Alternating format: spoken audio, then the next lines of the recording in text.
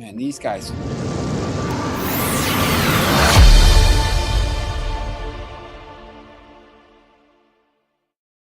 I was about to send an irate email out to the rest of this team here because What team? the Capital Sports Network team, it wasn't going live, and I have a feeling I knew why, but we will let bygones be bygones as we are live now. After just minutes after Chelsea held on and I beat love Monday. I love Monday afternoon football. I had the winner. I told you it was right on X. People want to be transparent. Go to X, see us live. You're watching it live now. Click on the link, whatever you need to do. We gave out Chelsea. I had some winners over the weekend, and we're off to a pretty good start in the Premier League. I'm really, I like the setup. It's great. The way we have it set up, and the games. How about Hull City? I don't know anything about that. Oh, I lost. You're muted, Joe. You're muted. The universe doesn't want to hear about Manchester United losing. There you go. There you go. Well, I'm not muted now, and I'm happy that we won with Chelsea. That's pretty much what I said in the short thing. So, it was a crazy game because a lot of people were talking about Fulham. We knew about 2 new managers and all that other stuff. But the reality is Chelsea owns Fulham. They own them. I mean, they have like an 80% since 1910. They beat them like 100 times. Yeah, they've man, it's just been something over the years. Hold on one second. I just texted you game for tomorrow. I just the weekend, I think I gave out Newcastle, double chance there against Liverpool. That kind of hit. I talked about that Saturday 12:30 game at Tottenham. I thought there was going to be an over. Brentford. I didn't know all the goals were going to be from Brentford, but that's it. The thing is, Joe, and that you're going to have to watch here, because this is a World Cup year, and these guys, a lot of these star players haven't had a big break. And all you see, like some of these teams struggled because these players aren't in shape or they're just gassed right now. So I think, there's just going to be some weird results here every week. Well, I guess hopefully my mic is working. I'm not sure if you get me. Can you hear me good or what?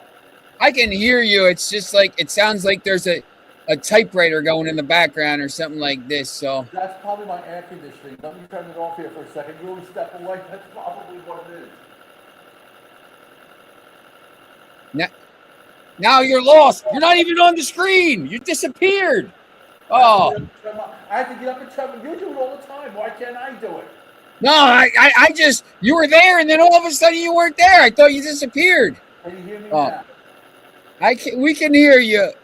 It's a little bit muffled, but we can hear you. You know what's amazing? I got this microphone, which I've been using, this Shure mic that's it cost a dime, almost as much money as I collected over at the sports book at Monmouth over the weekend.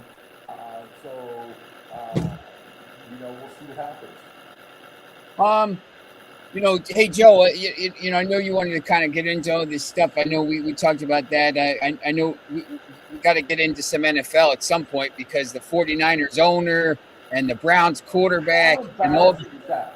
I was going to repost it or say something about it, but I'm just going to let the world deal with it. I mean, you got a billionaire who's paying $140 to have sex with a hooker. I mean, what is going on in this world? Well, the other thing too is that I don't know if you saw Deshaun Watson's quarterbacks. I mean, he said he's gonna be playing 17 road games this year because the fans hate him. I mean, bro, like you signed a $250 million deal and you haven't played. Unbelievable! It's terrible. I mean, Cleveland Browns should have never signed him in the first place. That was a big, terrible decision by them. Whenever there is smoke, there's fire, right? This guy was going to every massage parlor, getting blowjobs, and then sitting there telling people he was just going there for massages. I'm sorry I had to say that, Genius, so it is what it is. But that's the reality of it is. And, Deshaun Watson is a bust, and they should just move on from him. I mean, he's never going to, the fan base hates him, and if you don't have your fans behind you, what's the sense of playing there? Because, the future, I guess, is with Mr. Sanders, right? I guess, yeah. Yep. I mean, it's just, well, you don't know how. They're just going to be really bad. I think, the Browns. I think, Well, was that surprising? I mean, I didn't think. I think the Browns for 5 wins, right? The Browns are a dysfunctional organization, right? You and me can go in there and run the team and have better results. They pay all these managers and GMs, and they can't make good decisions. You have to know you can't pay somebody, all this money when they have so much luggage and so much garbage, and you bring him in there, and he's just not the answer. Deshaun Watson is a bust. He's never going to be what he was, and even when he wasn't that great. People are saying the Jets' defense might be the greatest of all time after this complete annihilation of the Steelers the other day. The Jets season is going to come down to week 1. If they win or lose in Tennessee, if they lose to Tennessee, they might as well stay in Nashville and hang out in Nashville, and hang out with Netflix and do a story. Because I heard Netflix is moving from California and going to be going to Nashville somewhere. So the Jets season is going to come down to week 1. And there's so many storylines behind that. And Robert Saleh, who was fired from the Jets, it wasn't his fault, but they fired him mid-season, and now he's out the head coaching job at Tennessee. The Jets should take care of. They're better than the Titans. By the way, did you see that Tennessee preseason game yesterday in Seattle? I had 4.5. The line went down to 3. Everyone got a push. I got a win. So, that's the bottom line. It's crazy how all these lines move all over the place here. The Tennessee Titans. Yeah, I turned it off. Obviously, I mean the Seahawks. They didn't play a lot of their starters at all, but their second unit looked pretty good. They scored the first 3 drives. They had the 2 long touchdowns, and then obviously they don't care about the results at that point. And I didn't even realize they had 20 of 22 starters coming back. Which is pretty amazing. I think they were saying last night that this is the most starters a team that won the Super Bowl ever had coming back. No one's really talking about Seattle. Everyone's talking about other teams, right? And even in the division, Seattle's not getting the respect. Obviously, you got the Rams, and they're talking about the 49ers, but no Seahawks. What's going on? It's interesting, maybe people still aren't sold on Sam Darnold. I don't know.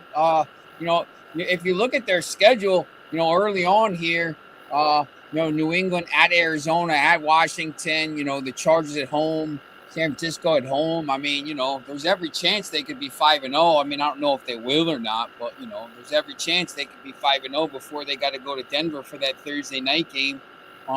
But I mean, everyone was on the Rams. I don't, I know the Rams have got a pretty good defense and stuff, but so does Seattle. I mean, Seattle's defense New England couldn't do anything in that game. So I mean, there is smart. There's some money on the New England Patriots in that game. I know.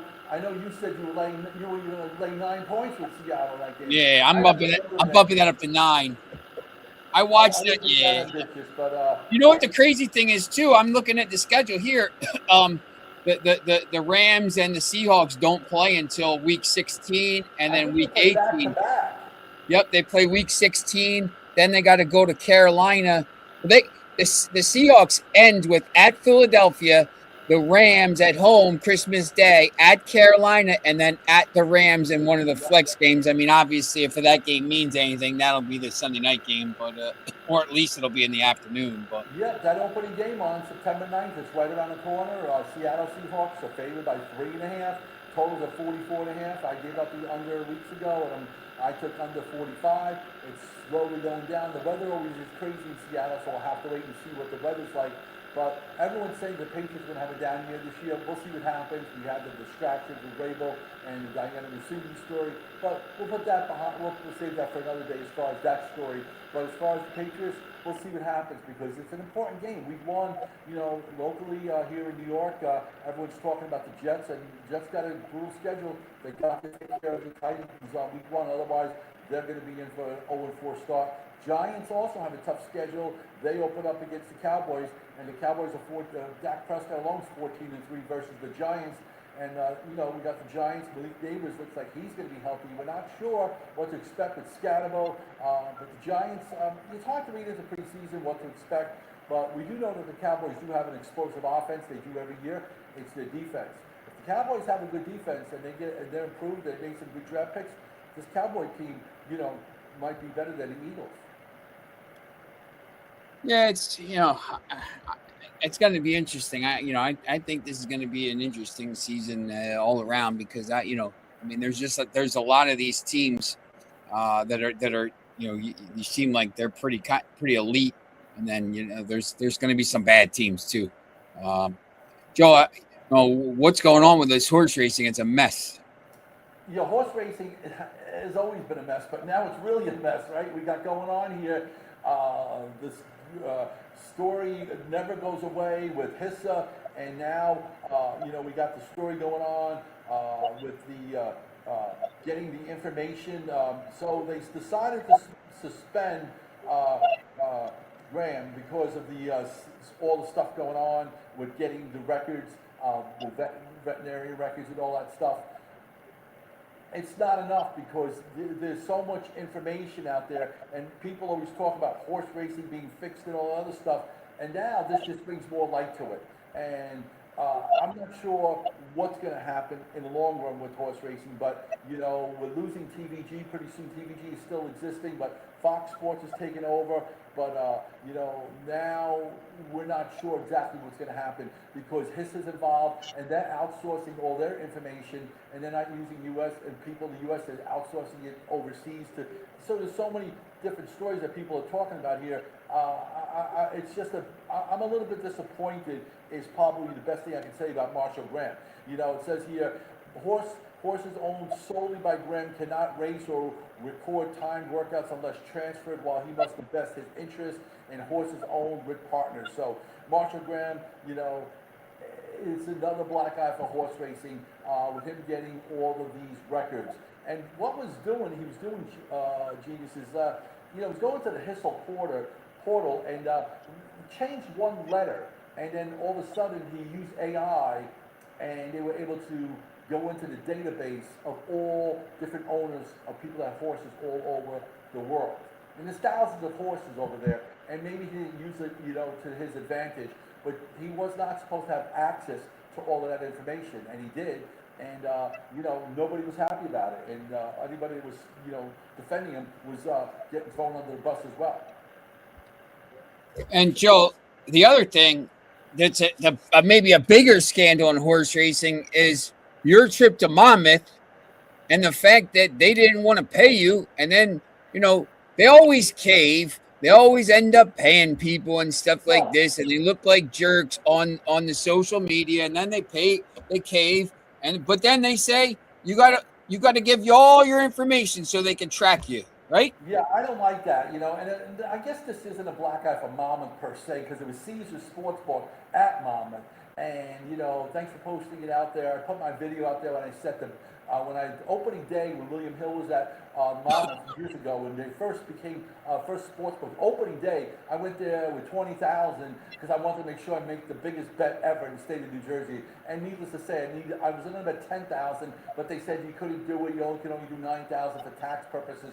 So I bet 9,000 on San Francisco San Francisco Giants. It was a weekday, I think it was a Wednesday afternoon, and ABC was there, NBC, all the networks were there. And obviously I wanted to pick a winner and show everybody how easy it was. It wasn't really easy because San Fran had the lead. Miami tied it up in extra innings, and then we won in extra innings. But the bottom line is I was just going to the kiosk. And the kiosk limit you what you can play on Caesars. You can only bet $200 on one bet. 200 easy dollars.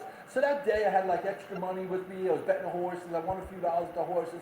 So I walked over to Caesars and I put a couple bets in, 200 here, 200 there. I always say not to bet multiple games because the more games you bet, the less likely you are to win. But I happen to like a couple of games that day, so I did it. And then all of a sudden I went to cash my tickets Saturday, and they're telling me, the kiosk says, you must go see your teller. I went to go see the teller. He's like, you were not allowed to do this. You bet over $1,000. You bet I'm like, what's the big deal at $200 tickets?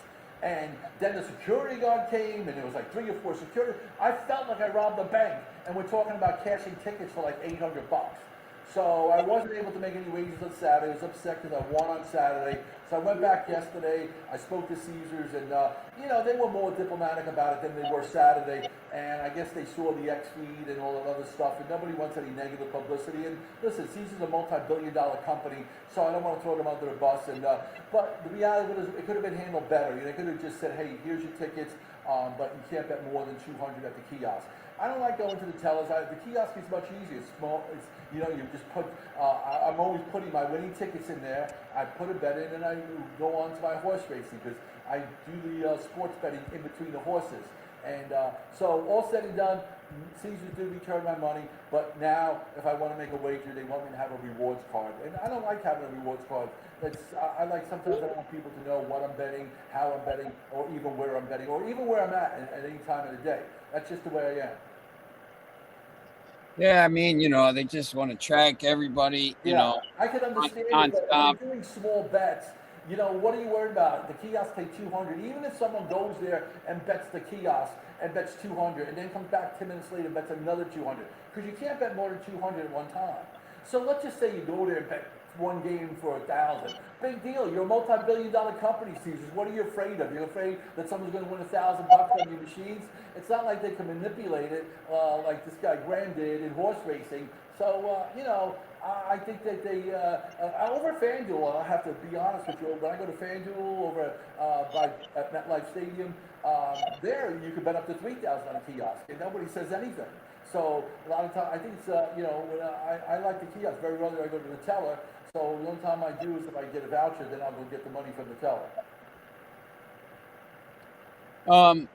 It's just been a. I feel like this whole summer has been a disaster for anything horse related and. Yeah, well, like I said, there's even more stories. I think I mentioned something about the Haskell, which I was at, the Haskell at Monmouth. Baby Vino won the Haskell, and the jockey was Luis Rivera Jr.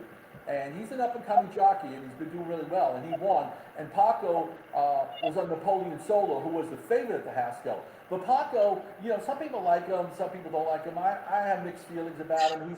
He's been suspended by Hesse a few times, for whipping a horse too much and aggressive driving. I mean, about a month ago, or maybe like 6 weeks ago at Monmouth, he almost killed Javier Castellano. There was 4 horses that went down. Luckily, all the horses were down that got up and they were okay. But Javier Castellano was out out of commission for several weeks. And when you have a horse, these horses weigh 1,000 pounds, 1,500 pounds. They run you over, you could be dead. And so Paco's been known to be very aggressive. And so what happened was Napoleon Solo, the trainer Lindsay Schultz, who's friends with Dave Courtney and all that other stuff, they sold Napoleon Solo or something like that. And so Javier, for the Travers this Saturday, John Velasquez is riding Napoleon Solo, who's in the Travers. But guess what? Baby Vino is in the Travers also. Baby Vino won the Haskell with Luis Rivera. So now they went back and gave the mount to Paco. So Paco is going back to Saratoga, and after he was suspended, which I don't think they're going to do the suspension until next year, which is another ridiculous thing. But, he doesn't get along with the Ortiz brothers. I know Arad Ortiz is not running at Saratoga this year because he got hurt. He hasn't been running last month because he got hurt about a month ago, and he's not going to be running until they come back to Belmont in a couple weeks. But So now Paco's getting around on Baby Vino, and meanwhile the guy that won the Haskell with Baby Vino, who's an up-and-coming driver, Luis Rivera, got shafted. They said thanks but no thanks. You won us $1 million. You put our horse in the spotlight. If it wasn't for Luis Rivera, this Baby Vino would not be running at the Travers. But they gave them out to Paco Lopez instead, and Paco Lopez was on Napoleon Solo, and Baby Vino with Luis Rivera beat Paco Lopez. And I know a lot of people don't like Paco because, you know, he's very aggressive and he doesn't treat his horses that well in a lot of cases. There's a reason why HISA suspended him, and there's a reason why some of the Ortiz brothers don't like him because he is very aggressive. And I think that if he would have just rode Napoleon Solo in a Haskell, and he was more worried about pushing Iran Ortiz out 10 wide at the Haskell, and Baby Vino snuck up on the rail. That's how he won the race. Yeah. So anyway, the Travers is this Saturday. We'll save that for next time. I'm sure John and Fred will have something on the Travers as well. Big weekend. I'm at Saratoga this weekend. I'm trying to get up there myself. There's only 2 weekends left at Saratoga. Then they'll come back to the new track, the Belmont Racetrack, which will be like the second week of September. So there we'll see sovereignty running, and it's gonna be great. Can't wait to get to there as well. But horse racing, when you have situations like that, there are some good stories and some bad stories. We try and bring more positive like the horse racing. But listen, there are times where, you know, when you have scenarios like this happen, it's a little sad for horse racing. And you know, hopefully we can put the stuff behind us, and hopefully HISA does their job and make sure that nobody gets information, vet records from the portal illegally. Joe, we're 131 games into the baseball season, and we still don't have a team in the American League West above 500, which is I do want to see a team under 500 with that AL West, and it is very possible because the Astros are coming. It might be the Central too. I know the White Sox are 6 games above 500, but you know everybody else is under 500 in that division too. I think the White Sox, you know, I think they'll be okay because I think everyone they play for the rest of the season, they have a very favorable schedule. But I know the Astros do not, and Texas does not. They have very tough schedules. We'll see what Seattle does against the red-hot Philadelphia Phillies. You know, all of a sudden they're putting pressure on Atlanta Braves again. The Phillies have won 9 in a row, and they got Zach Wheeler going today. And the Seattle Mariners are a mess. Like, you know, one week they win, the next day they don't. You know, but the Houston Astros, they got 3 against the Yankees, and then the Yankees got the Red Sox coming in for 4 on Friday, and a doubleheader on Saturday. Yo, I noticed that a certain team in the National League West has won 6 games in a row and is on fire again, and is starting. Talk about the Dodgers, please. The Dodgers are going to be traveling to Atlanta starting tomorrow. They have a 3-game series with the Atlanta Braves. And the Atlanta Braves. There's big games coming this week. Yeah. Because you got the Yankees and the Red Sox. They've only been advertising it on TV for the last week and a half that they're playing this weekend on Fox at, you know, whatever night. I think it's at, you know, what time is that game on Saturday night? It's got to be a late game. It's got to be, it's the 105. It's got to be Sunday night. The Red Sox and Yankees. They're playing a doubleheader Saturday. There's 2 games Saturday. There's a 1 o'clock game, and then coming back and playing at nighttime. And nobody likes playing doubleheaders because we always see that normally they're you know, a lot of them split. You know, you want to get, and the Yankees all of a sudden now they have a lot of issues. We know Giancarlo Stanton's not coming back. He's done. You may never see him in another Yankee. You may never see him in a Yankee uniform again. It's just so puzzling. He never comes out and talks to anybody. Why don't they have these players come out? You know, he's been out all season. Why not have some sort of a press conference and give the fans, let them know, hey, listen, I'm really injured. This is what's going on, and my body's breaking down, and all that other stuff. He's got like 444 home runs. Only needs, 56 home runs to get to 500. Will probably put him in the Hall of Fame. But right now, he's on the outside looking in. Yanks lost Weathers. Weathers pitched a really good game again against Dylan Cease. They lost that game on Saturday, but the Yanks lost Weathers again. And the Yankees, that pitching staff, they're hoping that Judge will come back, and nobody knows how good Judge is going to be when he comes back as well. But listen, the American League is wide open, and right now, Yanks are still the best team right now. Maybe the American League, but I would watch out for the Red Sox when they play the Yankees. They're going to be looking for revenge. The Yankees really don't want any part of the Red Sox.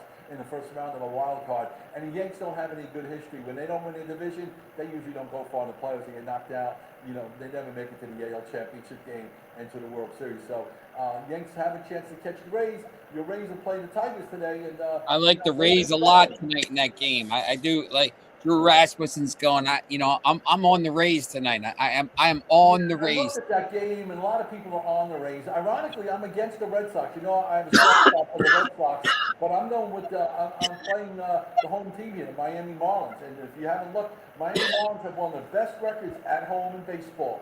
Okay, so Miami right now at home, they're 41-25, which is impressive considering that they're just 3 games over 500. When they play at home, they're almost unbeatable. Yeah, that's a nice stamp. Yeah, they've been very good. And I mean, it's the reason really they're still in the playoff race a little bit. But yeah, that's a pretty good matchup tonight. Ranger Suarez against Sandy Alcantara. Yeah, Miami still has a wild card shot. I don't trust. I do think that Miami. I do like them at home here with Alcantara. I think this is the one pitching back. I know Suarez is pitching for the Red Sox, and Boston has a good road record. But my official play, to be transparent, I already have one win under the belt here with Chelsea. I'm going with the Miami Marlins as one of my picks here, and my other pick. And yes, I'm going with the Philadelphia Phillies. They've won 9 in a row. They've done good for me. And Seattle is a mess. And I do like the Philadelphia Phillies as well today. And the Philadelphia Phillies, Gilbert's pitching for Seattle, but Seattle's offense is so inconsistent. Gilbert is one of the best pitchers in baseball. I give him the edge over Gilbert. I was looking at a game here, the Padres and the Pirates. Padres minus 110 at home. I mean, it's Robbie Ray against Ashcraft. Ashcraft's been pretty good season, 13-5, 3.68 ERA, but the Pirates are not very good on the road, and Padres are very good at home. Yeah, so, I mean, it's basically even money at that point. Padres needed some heroics to sweep the Minnesota Twins, but they did get the job done against Minnesota. And the Fernando Tatis has been on fire. So, you look at it, Ashcraft, just think the Pirates are under a 500 team, right? Pirates are, 63 and 69, yet Ashcraft has 13 wins. I mean, that's pretty impressive, 13 and 5. I gave out the under in this matchup here with Ray pitching and Ashcraft at 7. I like the under in this matchup. I think it's going to be a low-scoring game, and that's where I fell on that one specific game. But I do like the Phillies, as I mentioned to you, tonight. The traveling. The only thing I don't like about it is the traveling all the way from Philly all the way to Seattle. Wheeler's pitching out. Line's about a pick 'em. I do like that one here, but with the Padres, total is at 7.5. I think the runs are going to be at a premium, as they are going to be in Seattle. But I'm not playing the side in total with Seattle. My official play is Zach Wheeler. And we always tell people in baseball, always list pitchers. Whenever you go in with a team like the Phillies, and you got a really good pitcher going, the number one criteria in baseball is to go make sure you list your pitcher. Because if you don't list your pitcher, you got action. If something happens and your pitcher doesn't start, you got a problem. Hey Joe, I got a game for you right now because we got week 0 here of NCAA football coming up this Saturday. Oh yeah, college football is my favorite.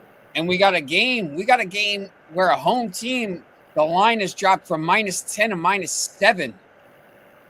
It's at the Fargo Dome in Fargo, North Dakota. Jacksonville State traveling to take on North Dakota State. North Dakota State -10, now down to -7. Interesting. They have a big 60% chance to win that game. That's an interesting game to me. I know, this North Dakota State team has been pretty good over the years. So, especially last year. My early inclination that matchup, I played the over 46. It's up to 46.5 and 40. I lean towards the over in that matchup, over 46 between Jacksonville and North Dakota State. And you and I had talked in previous weeks about the TCU matchup with North Carolina. Belichick got a year under his belt,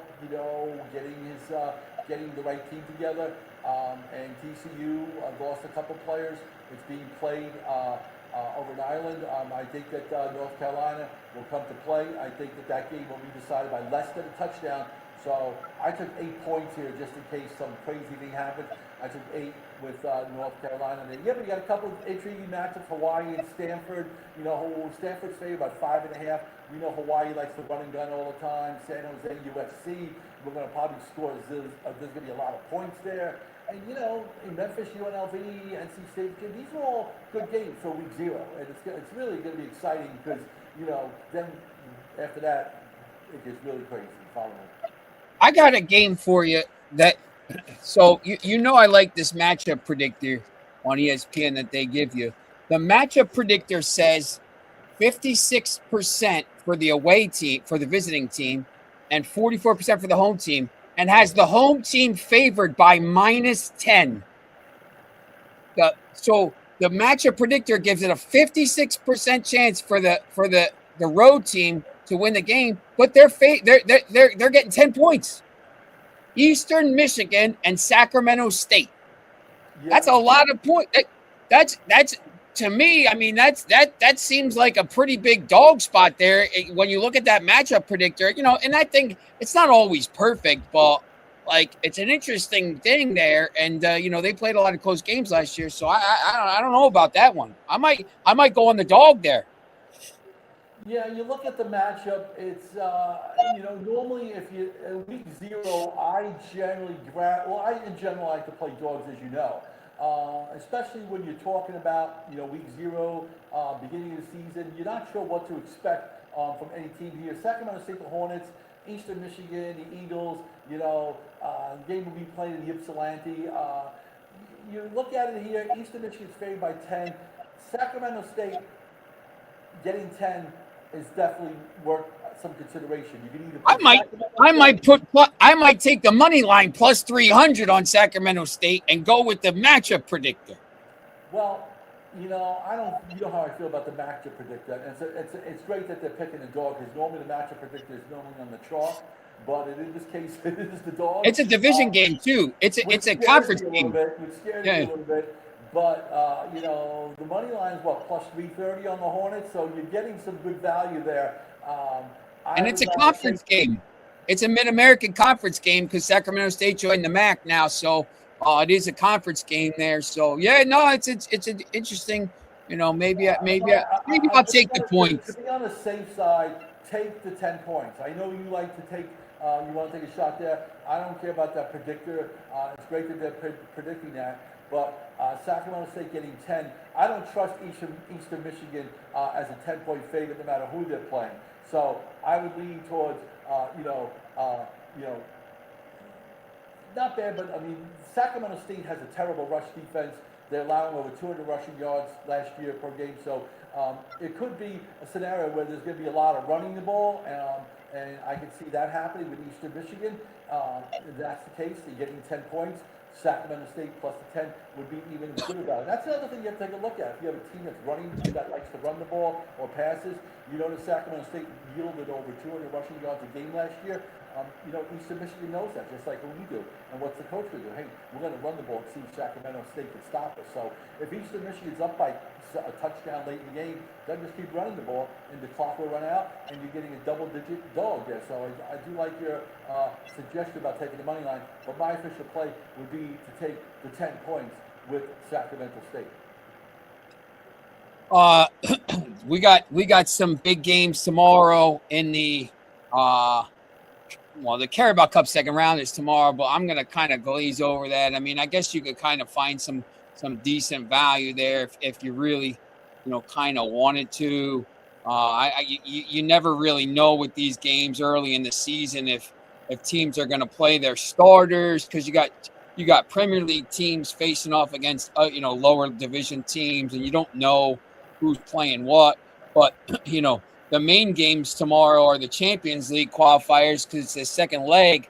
You know, our Bodo Glimt is playing at home. You know, they already won 3-1. Oh, yeah, you had them last week, a plus 150. Congratulations. Yeah, they're minus 225 tomorrow. The game I like a little bit here is Sabah, you know, at home. They're playing in Baku, Azerbaijan. They're minus 105 at home, and they have to win the game to qualify to at least even get it to extra time. The other games aren't really worth playing. Celtics up 3-0 there. And then on Wednesday, 3:00, you got AEK Athens, Lyon and Fenerbahce, Celje Bratislava, and Viking and Dynamo Zagreb. Viking Dynamo Zagreb is 2-2. All those ties on Wednesday are tied. So if any team wins outright, they would win. I might like Lyon a little bit there, but Fenerbahce is good. And Thursday we will have the results of the draw.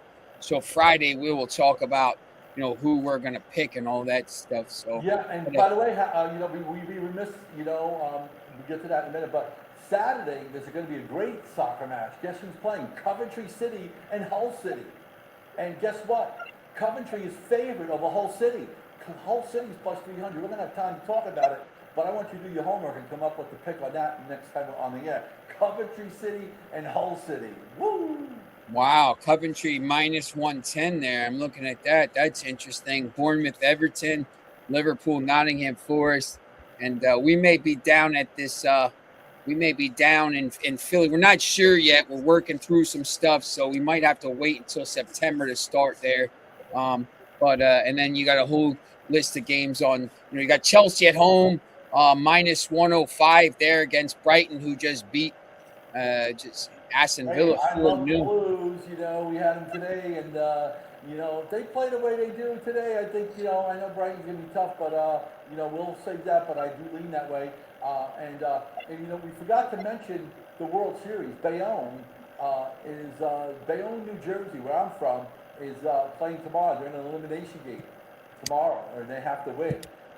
They just lost to Davenport, Iowa, yesterday, 6-0 or 6-0. I'm only saying soccer, so we'll be rooting for the Bayonne Bees tomorrow. And I'm not sure who they're playing because they got to play a winner of whoever plays today. Whoever's playing. What's the bracket look like? All I know is that Bayonne is in a must-win situation tomorrow. It's a do-or-die situation, and they have to play the winner of whoever's playing today, and then they play tomorrow. And then if they win, they advance. If they lose, it's a knockout stage. There's no room for error. And Bayonne had like a 15-game winning streak going into Sunday, and they lost against Davenport, which was a really good team. You can't win every game, but listen, they still got a shot. It's a great story in where I'm from in Hudson County. It's the first time a Hudson County team in New Jersey has made it to the World Series this long since 1968, which is almost 60 years. So it's been a long time. So we'll be rooting for the Bayonne Bees tomorrow on ESPN. I've been watching them, and they've been doing really well. Yeah, it's always good to see when your teams are in there. The little league team I played for at Nottingham was in the U.S. final in 1992. They had to use their fifth pitcher and ended up losing 1-0 in extra innings, and then they would have ended up winning the whole thing. So, all right, so we will be back Wednesday with updates on all that stuff, and we will go through all the games, go through the Champions League, the teams that are in. And some of the other stuff, getting ready for more baseball winners, more football winners, and we'll have some more horse racing controversy going on. What's going to be happening next in the horse racing? I love it, you know what I'm saying? But it's horse racing, like I said, they're really trying. I mean, Saratoga does a great job, so it's not all negative stuff. But they're always, no matter what business you're in, there's always one or two bad apples. You just got to get them out, and that's what they do. That's why they have people out there governing like HISA to make sure that these things don't happen. And we'll see. We'll have more. We're going to have more because this story was just breaking with Marshall Graham and his suspension and all the other stuff. But a lot of people aren't happy. I can tell you that right now. Yep. Always a mess. All right. We will see you on Wednesday. And if let's root for Bayonne, and we'll see if we can get them into this next round. Marlins tonight. Dodgers every night. All right. We'll see you later.